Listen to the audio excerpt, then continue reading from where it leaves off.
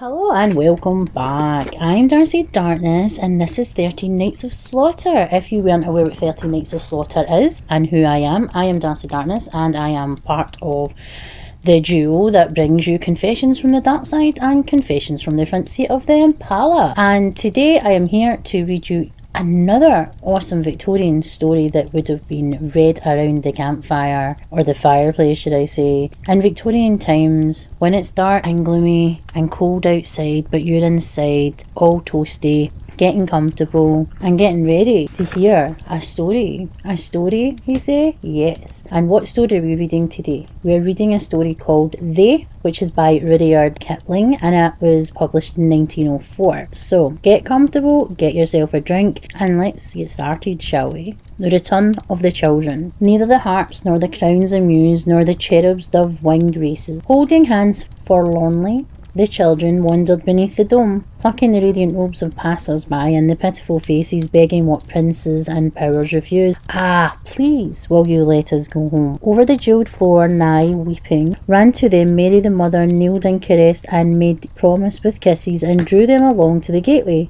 Yeah, the all-iron, unbribable door which Peter must guard and none other. Straight away she took the keys from his keeping and opened and freed them straight away. Then to her son, who had seen and smiled, she said, on the night that I bore thee, a love beyond mine, or a heaven that was not at my arm. From the nipple, O child, to hear the angels adore thee, when the wee two lay in kine, and he said, thou hast done no harm. So through the void the children ran homeward, merrily hand in hand, looking neither to left nor right, where the breathless heavens stood still. And the guards of the void sheathed their swords, for they heard the command. Shall I that have suffered the children to come to me hold them against their will? One view called me to another, one hilltop to its fellow, half across the country, and since I could answer it at no more trouble than the snapping forward of a lever, I let the country flow under my wheels. The orchard-studded flats of the east gave way to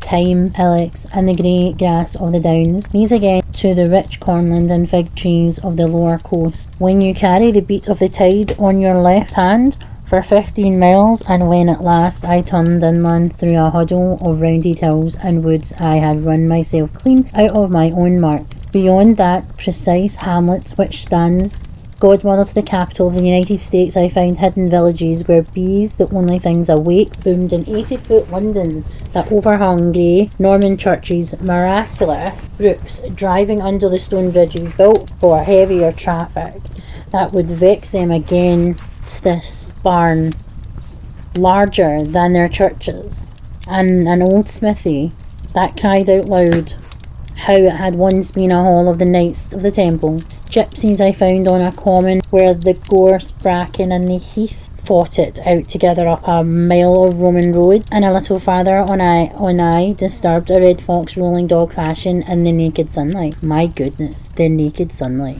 As the wooden hills closed about me, I stood up in the car to take the bearings of that great down whose ringed head is a landmark for 50 miles across the Low Countries. I judged the lie of the country would bring me across some westward running road that went to his feet, but I did not allow for the confusion veils of the woods.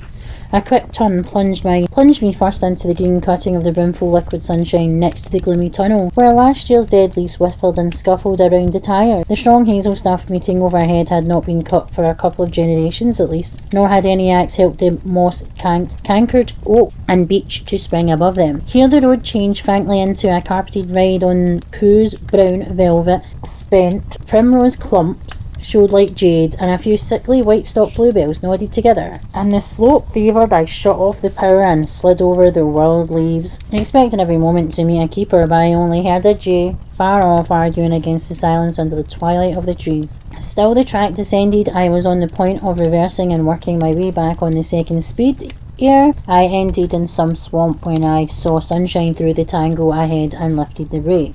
It was down again at once.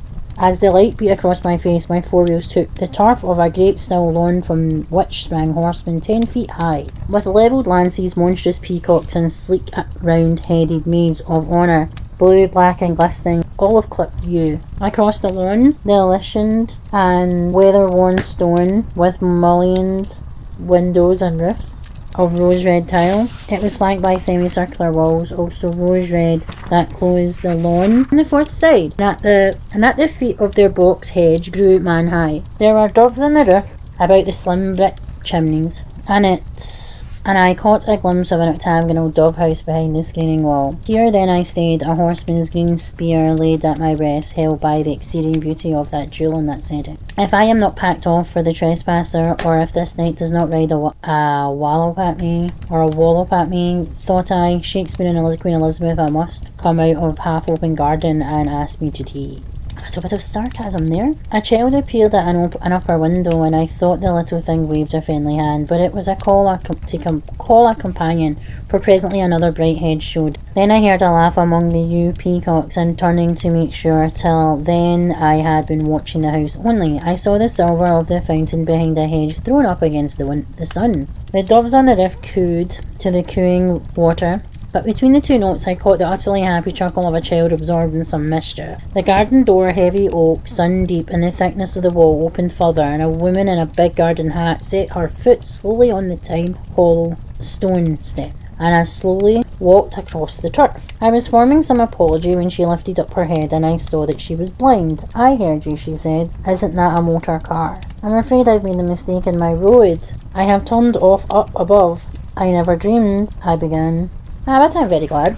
A fancy motor car coming into the garden, it will be such a treat." She turned and made as though looking about her. "You know, haven't seen anyone, have you, perhaps?" "No one to speak to, but the children seem interested at a distance. I saw a couple up at the window just now, and I think I heard a little chap in the grounds." "Oh, lucky you," she cried, and her face brightened. "I hear them, of course, and that is all." "You've seen them and heard them?" "Yes," I answered. "And if I know anything of children, one's having a beautiful time by the fountain yonder escaped, I should imagine. You're fond of children?" I gave her one or two reasons why I did not altogether hate them. Of course," she said. "Then you understand. Then you won't think it foolish if I ask you to take your car through the gardens once or twice quite slow. I'm sure they'd like to see it.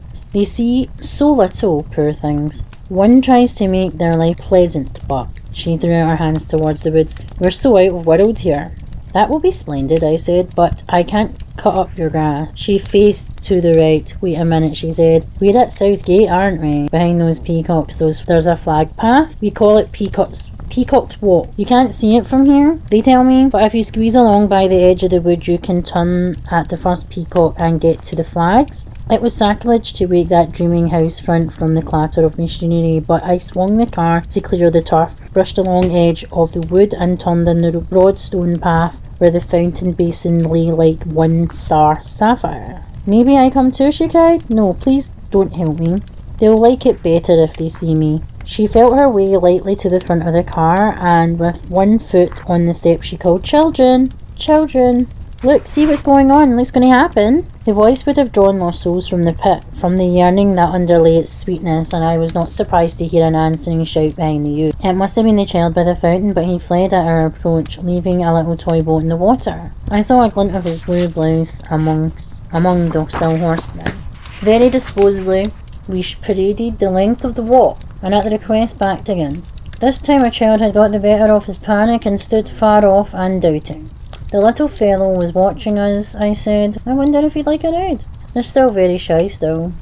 "Very shy, but oh, lucky you have been able to see them. Let's listen." I stopped the machine at once, in the human stillness, heavy with the scent of box, cloaked.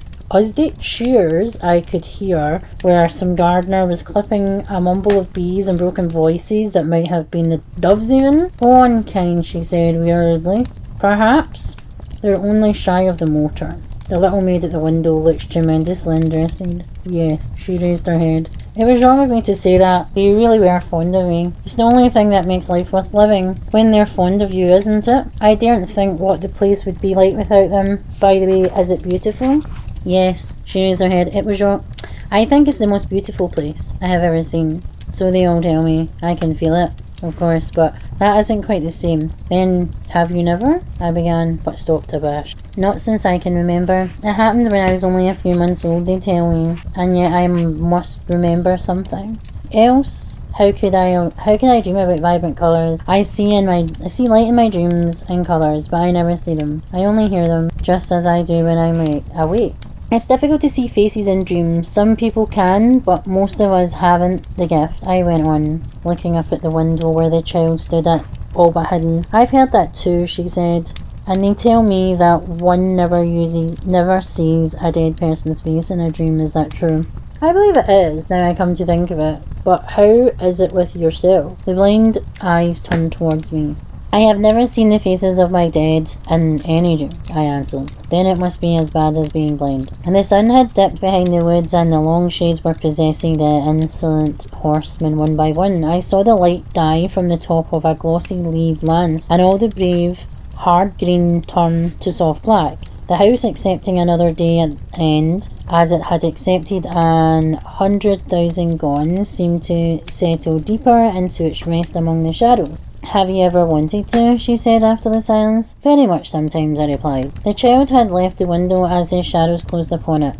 Ah, so, but I don't suppose it's allowed? Where do you live? Quite the other side of the country, 60 miles or more.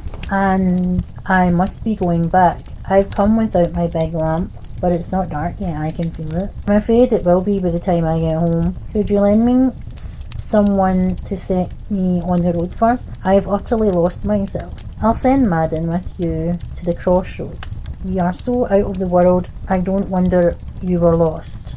I'll guide you around to the front of the house, but you'll go slowly, won't you? Till you're out of the grounds. It isn't foolish, do you think? I promise you I'll go like this, I said, and let the car start herself down the flag path. We skirted the left wing of the house, whose elaborately cast lead guttering alone was worth a day's journey, passed under a great rose gate in the red wall, and so to the high front of the house, in which in the beauty and stillness as much excelled the back as that all others I had seen. Is it so very beautiful? She said wistfully when she heard my raptures. And you like the lead figures too? There's the old azalea garden behind. They say that this place must have been made for children. Will you help me out, please? I should like to come with you as far as the crossroads, but I mustn't leave them. Is that you, Madam? I want you to show this gentleman the way to the crossroads. He has lost his way, but he has seen them. A butler appeared noiselessly at the mouth of the old oak that must be called the front door, and slipped aside to put on his hat. She stood looking at me with open blue eyes and wet sight lace, and I saw for the first time that she was beautiful. That she just noticed it. Remember, she said quietly, if you are fond of them, you will come again, and disappeared within the house. The butler in the car said nothing till we were nearly at the lodge gates, where, catching a glimpse of a blue blouse in a shrubbery, I swerved amply lest the devil that leads little boys to pray should drag me into child murder. Excuse me, he asked all of a sudden, but why did you do that, sir? The child yonder, our young gentleman, isn't in blue? Of course. He runs about a good deal. Did you see him by the fountain, sir? Oh yes, several times. Do we turn here? Yes, sir. And did you to see them upstairs too, at the window? Yeah. Was that before the mistress come out to speak to you, sir? A little before that. Why do you want to know? He paused a little. Only to make sure that they had seen the car, sir, because the children running about, though I'm sure you're driving particularly careful, there might be an accident. That was all, sir. Here are the crossroads. You can't miss your way from now on. Thank you, sir. But that isn't our custom. Not with. I beg your pardon, I said, and thrust away the British silver. Oh, it's right, quite right, with the rest of them, as a rule. Bye, sir. He retired into the armour-plated conning tower of his case, and walked away for the honour of his house. Uninterested, probably, through a maid in the nursery. Once beyond the signpost at the crossroads, I looked back, but the crumpled hills interlaced so jealously that I could not see where the house had lain. When I'd asked this name at the cottage along the road, the fat woman sold sweetmeats. Ooh. They're getting me to understand that the people with motor cars had small right to live, much less to go about talking like carriage folk. They are not a pleasant mannered community. When I retraced my route on the map that evening, I was a little wiser. Hawkins Old Farm appeared to be the survey title of the place in the Old Country Gazetteer. Generally so ample did not allude to it. The big house of those parts was Hoddington Hill, a Georgian with early Victorian embellishments, as an atrocious steel engraving attested. I carried my difficulty to a neighbour. a deep-rooted tree of that soil, and he gave me a name of a family which conveyed no meaning. A month or so later I went again, or it may have been the car took the road of her own volition. She overran the fruitless downs, threaded every turn of a maze of lanes below the hills, drew it through the high-walled woods, impenetrable. In their full leaf, came out the crossroads where the butler had left me, and a little further on developed an internal trouble, which forced me to turn her in on a grass waste that cut into a summer silence. So far as I could make sure by the sun and a 6-inch ordnance map, this should be the road flank of that wood, which I was first explored from the heights above. I made a mighty serious business of my repairs and a glittering shot of my repair kit, spanners, pump, and the like, which I spread out orderly upon a rug. It was a trap to catch all childhood, for on such a day I argued the children would not be far off. When I paused in my work I listened, but the wood was so full of noises of summer, though the birds had mated, that I could not at first distinguish these from the tread of the small cautious feet stealing across the dead leaves. I rang my bell in an alluring manner. Did you? You rung the bell in an alluring manner? Ring that bell. But the feet fled and I repented, for to a child a sudden noise is a very real terror. I must have been at work half an hour when I heard in the wood the voice of the blind woman crying, "Children, oh children, where are you?" And the stillness made a slow, close, the perfection of that cry. She came towards me, half feeling her way between the tree boles, and though a child it seemed clung to her skirt, it swerved into leafage like a rabbit as she drew nearer. "Is that you?" she said, "from the other side of the country?" "Yes, it's me, from the other side of the country." "Then why didn't you come through the upper woods? They were just there." They were here a few minutes ago. I expect they knew my car had broken down and came to see the fun. Nothing serious, I hope. How did cars break down? In 50 different ways, only mine has chosen the 51st. She laughed merrily at the tiny joke, chewed with delicious laughter, and pushed her hat back. "Let me hear," she said. "Wait a moment," I cried, "and I'll get you a cushion." Very gentlemanly, very good etiquette, very nice manners. Nice. She set her foot on the rug, all covered with spare parts, and stooped above it eagerly. What delightful things! The hands through which she saw glanced in the checkered sunlight. A box here, another box. Why you've arranged them like playing shop. I confess now that I put it out to attract them. I don't need half of those things really. How nice of you. I heard your bell in the upper wood. You say they were here before that? I'm sure of it. Why are they so shy? That little fellow in blue who was with you just now ought to have got over his fright. He's been watching me like a good Indian. Again, Native American people.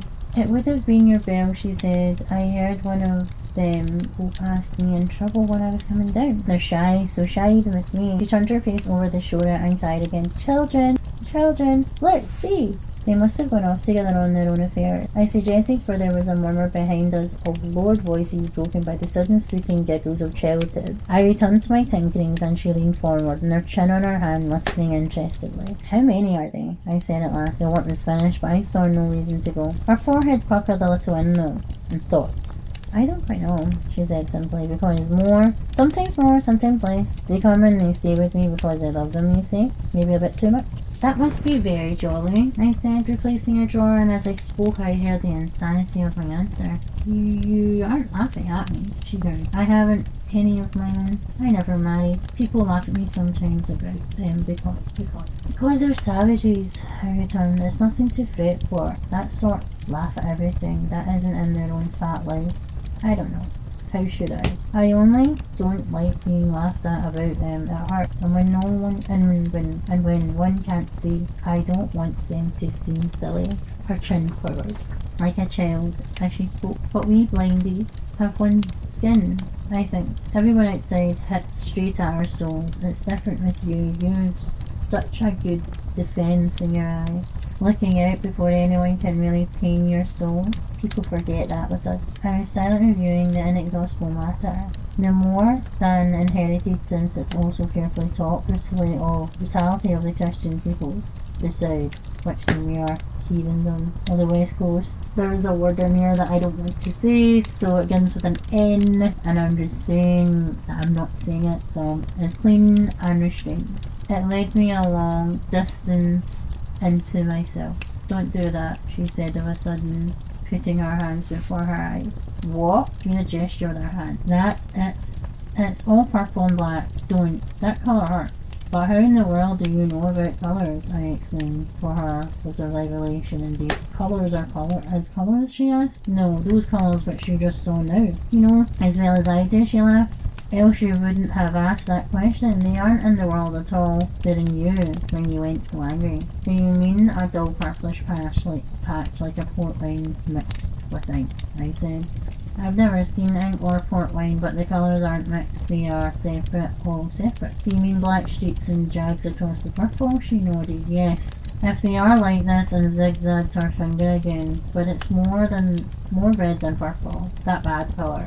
And what are the colours at the top of the whatever you see? Slowly she leaned forward and traced on the rock the figure of the egg itself. I see them so, she said, pointing with the grass stem. White, green, yellow, red, purple, and when people are angry or bad, black across the red, as you were just now. Who told you anything about it in the beginning? I demanded. About the colours? No one. I used to ask what colours were when I was little in table covers and patterns and carpet. You see, because some colours hurt me and some made me happy, people told me, and when I got older that was how I saw people again. She traced the outline of the egg, which is given to very few of us to see. All by yourself, I repeated. All by myself. There wasn't ever anyone else. I only found out afterwards that other people did not see the colours. She leaned against the tree hole, plating and unplating chance-plucked grass stems. The children in the wood had drawn nearer. I could see them with the tail of my eye frolicking like squirrels. Now I am sure you will never laugh at me, she went on after a long silence. Nor at them. Goodness, no, I cried, jolted out of my train of thought. A man who laughs at a child, unless the child is laughing too, is a heathen. I didn't mean that, of course. You'd never laugh at children, but I thought I used to think that perhaps you might laugh about them. So now I beg your pardon, what are you going to laugh at? I had made no sound, but she knew. At the notion of you begging my pardon, if you had done your duty as a pillar of the state and a landed proprietress, you ought to have summoned me for trespass when I barged through your wood the other day. It was disgraceful of me and inexcusable. She looked at me and her head against the tree trunk long and steadfastly. This woman who could see the naked soul, how curious, she half whispered. How very curious. Why? What have I done? You don't understand, and yet you understood about the colours. Don't you understand? She spoke with a passion that nothing had justified, and I faced her bewildered as she rose. The children had gathered themselves in a roundel behind a bramble bush. One sleek head bent over something smaller, and the set of the little shoulders told me that my fingers were on his lip. They too had some child's tremendous secret. I alone was hopeless, astray there in the broad sunlight. No, I said, and shook my head as though the dead eyes could note. Whatever it is, I don't understand yet. Perhaps I shall later. If you'll let me come again. You will come again, she answered. You will surely come again and walk in the wood. Perhaps the children will know me well enough by that time and come let me play with them as a favour. You know what children are like.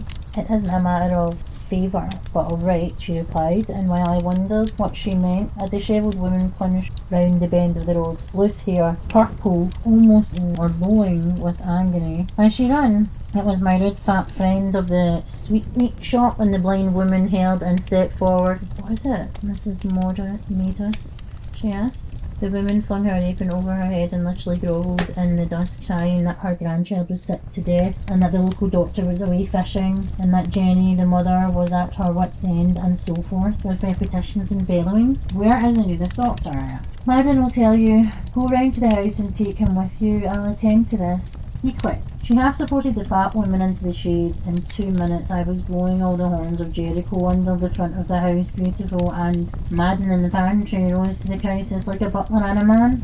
A quarter of an hour at its illegal speeds caught us a doctor 5 miles away within half an hour. We had decanted him, much interested in motors, at the door of the sweetmeat shop and drew up the road to await the verdict. Useful things, Carl, said Madden. Oh man. And no butler. If I had one when mine took sick, she wouldn't have died. How was it? I asked. Crook. Mrs. Madden was away. No one knew what to do. I drove 8 miles in a taxed cart for the doctor, and she was choked when we came back. This car, ha! received. She have been close on 10 now. I'm sorry, I said. I thought you were rather fond of children from what you told me going to the crossroads the other day. Have you seen it again, sir, this morning? Yes, but they're well broke to cars. I couldn't get any of them within 20 yards of it. He looked at me carefully as a scout considers a stranger. Not as many should lift his eyes to his divinely appointed superior. I wonder why, he said just above the breath that he drew. We waited on a light wind from the sea, wandered up and down the long lines of the wood, and the wayside grasses whitened already with summer dust, rose and bold and sallow waves. A woman wiping the suds off her arms came out of the cottage next to the sweetmeat shop. I've been listening in the backyard, she said cheerily. He says Arthur is an unaccountable bad. Did you hear him shot just now? Unaccountable bad. I reckon it will come Jenny's turn to walk in the wood next week. Mr. Madden, excuse me, sir, but your lap robe is slipping, said Madden deferentially. The woman started, dropped in a curtsy, and hurried away. What does she mean by walking in the wood, I asked. It must be some saying they use hereabouts. I'm from Norfolk myself, said Madden. They are an independent lot in this country. She took you for a chauffeur, sir. I saw the doctor come out of the cottage, followed by a draggled, tailed wench, who clung to his arm as though he could make treaty for her with death. That sort, she will, dear, just as much as to do with that, if it was lawful. Lead on. Just as much, and God, he'd be just as pleased if you saved him. Doctor, don't take it from me. Miss Florence, will you tell him, do the very same, don't leave him, doctor? I know, said the man, but he'll be quiet. For a while now, we'll get the nurse and the medicine as fast as we can. He signalled me to come forward with the car, and strove not to be privy to that what followed. I saw the girl's face blotched and frozen with grief, and I felt the hand without a ring clutching at my knees when we moved away.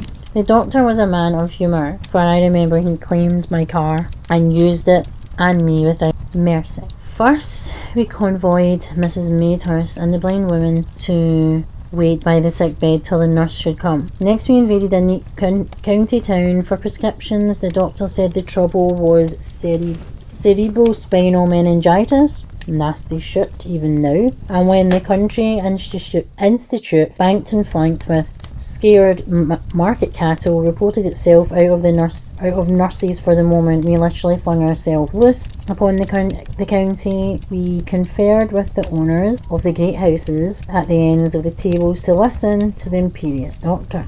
At last, a white-haired lady sitting under a cedar of Lebanon and surrounded by a court of magnificent Bordeaux, all hostile to motors, gave the doctor, who received them as from a princess, written orders which we bore many miles at top speed through a park to a French nunnery, where we took over and exchanged a pallid-faced and trembling sister. She knelt at the bottom of the tonneau, telling her beads without pause, till by shortcuts of the doctor's invention we had her to her sweetmeat shop once more. It was a long afternoon, crowded with mad episodes that rose and dissolved like the dust of our wheels, cross-sections of remote and incomprehensible lives through which we raced at right angles, and I went home in the dusk, wearied out, to dream of the clashing horns of cattle, rounded-eyed nuns walking in a garden of graves, pleasant tea parties beneath shaded trees, the carbolic scent, grey-painted corridors of the county institute, the steps of shy children in the woods, and the hands that clutched to my knees as my motor began to move. Why? I had intended to return in a day or two, but it pleased fate to hold me from that side of the county, on many pretexts, till the elder and the wild rose had fruited. There came at last a brilliant day, swept clear from the southwest, that brought the hills within hand's reach, a day of unstable airs and high filmy clouds. Though through no merit of my own, I was free, and set the car for the third time on that known road. As I reached the crest of the downs, I felt the sofa air change, saw it glaze under the sun, and, looking down at the sea, in that instant beheld the blue of the channel turned through polished silver and dulled steel to dingy pewter. A laden collier hugging the coast steered outward for deeper water and across copper-coloured haze. I saw sails raise one by one on the anchored fishing fleet, and a deep din behind an eddy of sudden wind drummed through sheltered oaks and spun aloft the first sample of the autumn leaves. When I reached the beach road, the sea fog fumed over the brickfields, and the tide was telling all the groins of gale beyond Ushant. Wow. In less than an hour, summer England vanished in chill grey. We were again the shut island of the north. Shut, not shit. All the ships of the world bellowing at our perilous gates, and between our outcries ran the piping of bewildered gulls. My cap dripped moisture. The folds of the rug held it in its pools and pulls it away in runnels, and the salt rime stuck to my lip. Inland, the smell of autumn loaded the thickened fog amongst the trees, and the drip became a continuous shower, yet the late flowers mallow of the wayside, scabious of the field, and dahlia of the garden showed happiness in the mist, and beyond the sea's breath there was a little sign of decay in the leaf. Yet in the villages the house doors were all open, and bare-headed children sat at ease on the damp doorsteps to shout pip pip at the stranger. I made bold to call at the sweetmeat shop, where Miss Madehurst met me with an overweight woman's hospitable tears. Jenny's child, she said, had died 2 days after the nun had come. It was, she felt, best out of the way, even though insurance offices, for reasons which she did not pretend to follow, would not willingly insure such stray lives. Not but what Jenny did tend to Arthur as though he'd come all proper at the end of the first year, like Jenny herself. Thanks to Miss Florence, the child had been buried with a pomp which, in Mrs. Madehurst's opinion, more than covered the small irregularity of its birth. She described the coffin within, without, the glass hearse, and the evergreen lining of the grave. But how's the mother, I asked. Jenny? Oh, she'll get over it. Really?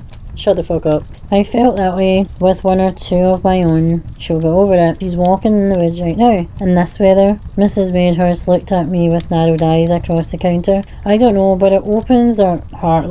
Yes, it opens the heart. That's where losing and bearing comes so alike in the long run. We do see. Now the wisdom of the old wives is greater than that all of the fathers, and that this last oracle sent me thinking so extendedly as I went up the road, that I nearly ran over a woman and a child at the wooded corner of the lodge gates of the house. Beautiful. Awful weather, I cried, as I slowed dead for the turn. Not so bad, she answered placidly out of the fog. Mine's used to it. You'll find yours indoors, I reckon? Indoors. Madam received me with professional courtesy and kind inquiries for the health of the motor, which he put under cover. I waited in a still, nut brown hall, pleasant with late flowers and warmed with delicious wood fire, a place of good influence and great peace. Men and women, they sometimes, after a great effort, achieve a creditable lie, but the house, which is their temple, cannot say anything save the truth of those who have lived in it. A child's cart and a dolly on the black and white floor, love that flooring, where a rug had been kicked back. I felt that the children had only just hurried away to hide themselves, most like in many turns of the great staircase that climbed stately out of the hall, or to crouch at gaze behind the lines and roses of the carven gallery above. Then I heard a voice above me, singing as the blind sing from the soul. And the pleasant orchard closes, and all my early summer came back at the call. And the pleasant orchard closes, God bless all our gains, CBE. But may God bless all our losses, better suits with our degree. She dropped the marring fifth line and repeated, better suits with your degree, our degree. I saw her lean over the gallery, her linked hands white as peril against the oak. Is that you from the other side of the country, she called. Yes, me from the other side of the country, I answered, laughing. What a long time before you had to come here again. She ran down the stairs, one hand lightly touching the broad rail. It's 2 months and 4 days, summer's gone. I meant to come before, but fate prevented. I knew it. Please do something to that fire. They won't let me play with it, but I can feel it's behaving badly. Hit it. I looked on either side of the deep fireplace and found but a half-charred hedge stake, with which I punched a black log into flames. It never goes out day or night, she said, as though explaining in my case. Many one conies in with cold toes, you see.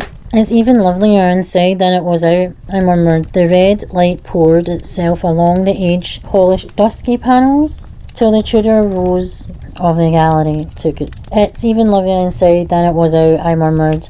The red light poured itself along the age-polished dusky panels till the Tudor roses and lines of the gallery took a colour and notion. An old eagle-topped convex mirror gathered the picture into the mysterious heart, distorting afresh the distorted shadows and curving the gallery lines into the curves of a ship. The day was shutting down in half of a gale as the fog turned so stringy scud. Through the uncurtained mullions of a broad window I could see the valiant horsemen of the lawn rear and recover against the wind that taunted them with legions of dead leaves. Yes, it must be beautiful, she said. Would you like to go over it? There's still light enough upstairs. I followed her up the unflinching wagon-wide staircase to the gallery, whence opened the thin, fluted Elizabethan doors. Feel how they put that latch low down for the sake of the children? She swung a light door inward. By the way, where are they? I asked. I haven't even heard them today. She did not answer at once. Then I can only hear them. She replied softly. That's one in their room. Everything's ready, you see. She pointed into a heavily timbered room, and there was this little low gate tables and children's chairs. A doll's house at hooked front half open faced a great dappled rocking horse, from whose padded saddle it was but a child's scramble to a broad window seat overlooking the lawn. A toy gun lay in a corner beside a gilt wooden cannon. Surely they've only just gone. I whispered in the failing light. A door creaked cautiously. I heard the rustle of a frock and the patter of feet. Quick feet through a room beyond. I heard that, she cried triumphantly. Did you? Children, oh children, where are you?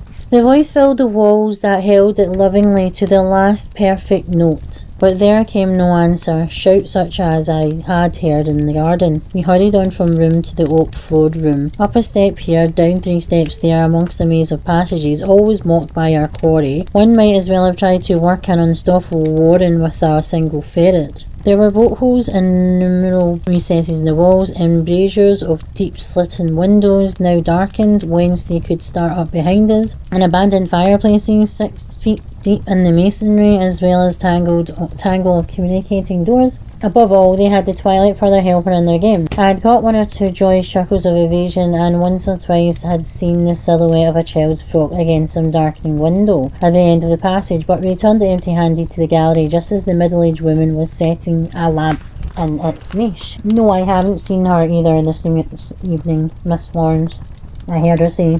But the Turpin, he said, he wants to see me about his shed. Oh, Mr. Turpin must want to see me very badly. Tell him to come to the hall, Mrs. Vernon. I looked down into the hall, whose only light was the dull fire, and it was deep in shadow. I saw them at first. They must have slipped down while we were in the passages, and now thought themselves perfectly hidden behind an old gilt leather screen. By Child's law, my fruitless chase was as good as an introduction, but since I had taken so much trouble, I resolved to force them to come forward later by a simple trick, which children detest, of pretending not to notice them. They lay close in a little huddle, no more than shadows, except when a quick flame betrayed an outline. And now we'll have some tea, she said. I believe I ought to have offered it to you at first, but one doesn't arrive at manners somehow when one lives alone and is considered peculiar.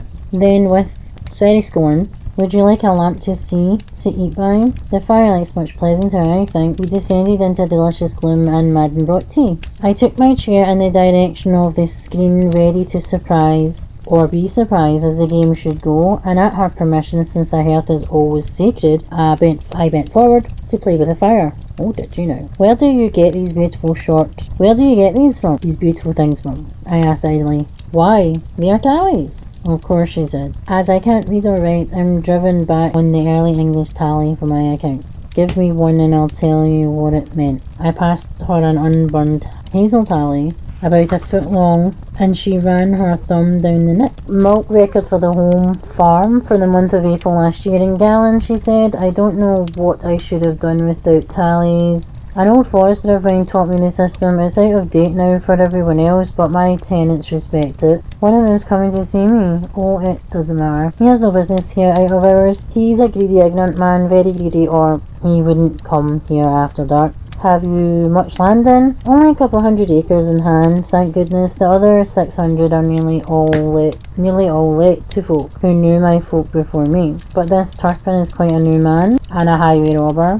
But are you sure he shan't be? Certainly not. You've the right. He hasn't any children. Ah, the children, I said, and slid my low chair back till I nearly touched the screen that hid them. I wondered whether they'll come out for me. There was a murmur of voices, maddens, and a deeper note at the low Darkside door, and a ginger-headed canvas-gaitered giant of the unmistakable tenant farmer type stumbled or was pushed in. Come to the fire, Mr. Turpin, she said, if you please. Miss, I'll be quite as well by the door. He clung to the latch as he spoke like a frightened child. All of a sudden, I realised that he was in the grip of some almost overpowering fear.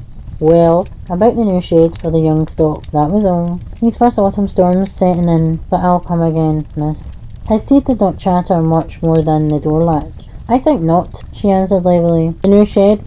What did my agent write you on the 15th? I fancied perhaps that if I came to see you man to man like miss. But his eyes rolled into the corner of every room wide with horror. He half opened the door through which he had entered. I had noticed it shut again from without and firmly.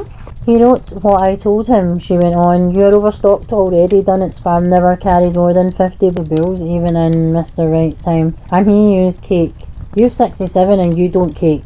You've broken the lease in that respect. You're dragging the heart of that farm. I'm getting some minerals, superphosphates next week. I've as good as ordered a truckload already. I'll go down to the station tomorrow about 'em. Then I can come and see you man to man like this in the daylight. That gentleman's not going away, is he? He almost shrieked. I had only slid the chair a little further back, reaching behind me to tap on the leather of the screen, but he jumped like a rat. No, please attend to me, Mr. Turpin. She turned in her chair and faced him with his back to the door. It was an old and sordid little piece of scheming that she forced from him. His plea for the new cowshed at his landlady's expense, that he might, with the covered manure, pay for his next year's rent out of the valuation after, has made clear. He had bled the enriched pastures to the bone. I could not but admire the intensity of his greed when I saw him out facing for its sake whatever terror it was that ran wet on his forehead. I ceased to tap the leather, was indeed calculating the cost of the shed when I felt my relaxed hand and turned softly between the soft hands of a child. So at last I had triumphed. In a moment I would turn and acquaint myself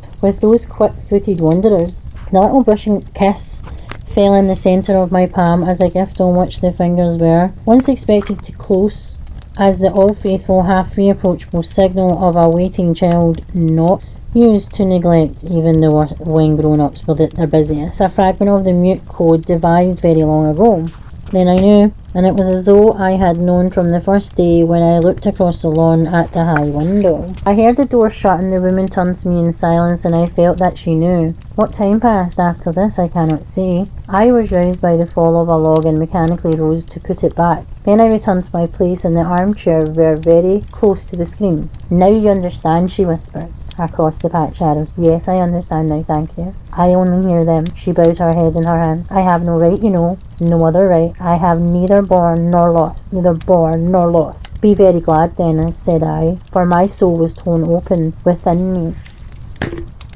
Forgive me. She was still, and I went back to my sorrow and my joy. It was because I loved them so, she said at last brokenly. That was why it was. Even from the first, even before I knew that they were all I should ever have. And I loved them so. She stretched out her arms to the shadows and the shadows within the shadow. They came because I loved them, because I needed them. I must made them come. Was that wrong? Think? No.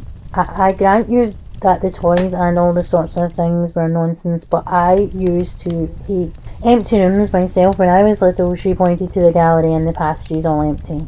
And how could I ever bear the garden door shut? I suppose. Don't for pity's sake, don't, I cried. The twilight had brought a cold rain with gusty squalls that plucked at the leaded windows. And the same thing with keeping the fire in all night. I don't think it's foolish of me, do you? I looked at the broad brick hearth, saw through tears, I believe, that there was no unpassable iron on or near it, and bowed my head. I did all that. and lots of other things just to make believe. Then they came, I heard them, but I didn't know that they were not mine. By right till Mrs. Madden told me, the butler's wife. What? One of them I heard she saw, and knew hers, not for me. I didn't know at first, perhaps I was jealous. Afterwards I began to understand that it was only because I loved them, not because. Oh, you must bear or lose, she said piteously. There is no other way, and yet they love me. They must, don't they? There was no sound in the room except the lapping voices of the fire, but we were two listened intently, and she at least took comfort from what she heard. She recovered herself and half rose. I sat in my chair by the screen. Don't think me as a wretch to whine about myself like this, but I'm all in the dark, you know, and you can see me. And you can see. In truth, I could see, and my vision confirmed me in my resolve. Though, that was like the very parting of spirit and flesh. Yet a little longer I would stay, since it was the last time. You think that is wrong then? She cried sharply. Though I had said nothing, not for you 1,000 times. No, for you it is right. I am grateful to you beyond words. For me it would be wrong. For me only. Why? She said, but passed her hand before her face as she had done at our second meeting in the woods. Oh, I see, she went on, simply as a child. For you it would be wrong. Then with a little indrawn laugh, and you, remember, I called you lucky once, at first? You who must never come here again? She left me to sit a little longer by the screen, and I heard the sound of her feet die out along the gallery above. Were the children dead? It was all the dead children. And was she dead? Were they all dead? Who knows? It's kind of giving me Others vibes. You know, the Others with Nicole Kidman. And she was dead, but she didn't know she was dead. And the others came to tell her she had to move on. It's weird. Did you like this story? Are you enjoying the Victorian Christmas story time for this festive holiday time? Are you enjoying the alternative stories? Spooky stories even, for these wintry months? Let me know in the comments below what's been your favourite story so far, and if you like any of the content from this series, please listen to them all, and there is plenty. We have like 20 odd videos on YouTube from the horror, sci-fi and fantasy genres in our own ways. Remember to like, share, follow and comment on your favourite video and your favourite content so far, since I'm Darcy Darkness and I am one part of a duo, that is Confessions from the Darkside.